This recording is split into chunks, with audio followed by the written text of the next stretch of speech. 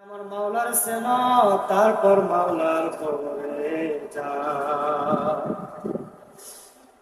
আল্লাহ না খাস্তে যদি কবরের ভিতরে ঢুকিয়া যদি ফেরেশতারা মায়ের শুরু করিয়া দেয়, বাজান কবরে আযাবকে সহ্য করতে পারবি?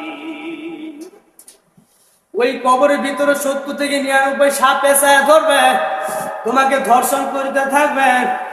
বাজান কবরের ভিতরে যদি আগুন জ্বলিয়া ওঠে, মাওলার কবরে যা। আল্লাহ না খাস্তে যদি কবরের ভিতরে ঢুকিয়া যদি ফেরেশতারা মায়ের শুরু করিয়া দেয়, বাজান কবরে আযাবকে সহ্য করতে পারবি?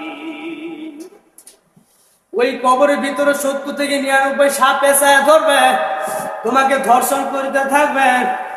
বাজান কবরের ভিতরে যদি আগুন জ্বলিয়া উঠে, আমার মাওলার সেনা তারপর মাওলার কবরে যা।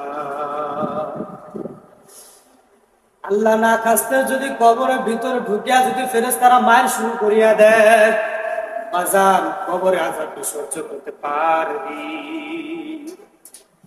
ওই কবরের ভিতরে 70 থেকে 99 সাপ পেঁচায় ধরবে, তোমাকে ধর্ষণ করিতে থাকবে। বাজান কবরের ভিতরে যদি আগুন জ্বলিয়া উঠে,